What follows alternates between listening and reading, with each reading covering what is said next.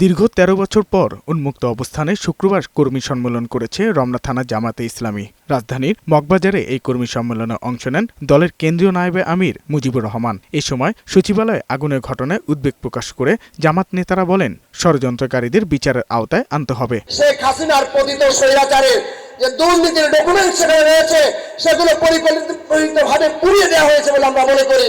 জনগণ মনে করে সচিবালয় আগুন দেওয়ার পিছনে শেখ হাসিনা এবং তথাকথিত গোয়েন্দা সংস্থার হাত রয়েছে।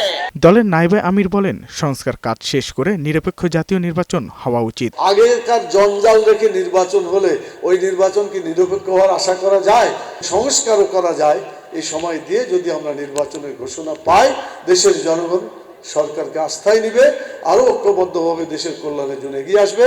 এদিকে যশোর জেলা জামায়াতের ইসলামীর আয়োজিত কর্মী সম্মেলনে অংশ নেন জামায়াতের আমির ডাক্তার শফিকুর রহমান। যশোর শহরে ঈদগাহ মাঠে কর্মী সম্মেলনে জেলার বিভিন্ন পর্যায়ের নেতাকর্মীরা উপস্থিত ছিলেন। প্রধান অতিথির বক্তব্যে দলের আমির শফিকুর রহমান বলেন, রাজনৈতিক দলের মধ্যে ঐক্য ধরে রাখতে হবে। জাতিকে বদলে দেওয়ার জন্য আপনাদের অন্তরে যেন আমাদের জন্য একটা জায়গা পায়। ক্ষমতায় যাওয়া আমাদের উদ্দেশ্য নয়, দেশে একটা সুশাসন কায়েম করা আমাদের মূলত উদ্দেশ্য।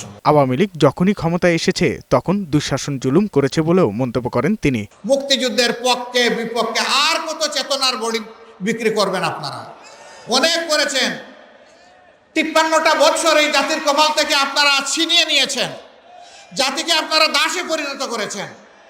আমরা আর কারো দাস হব না ইনশাআল্লাহ। এ সময় সমর্থন ও সহযোগিতার পাশাপাশি জাতীয় চ্যালেঞ্জ মোকাবেলায় কর্মীদের ঐক্যবদ্ধ থাকার আহ্বান জানান ডাক্তার শফিকুর রহমান। সাজ্জাদুর রহমান, বৈশাখী সংবাদ, ঢাকা।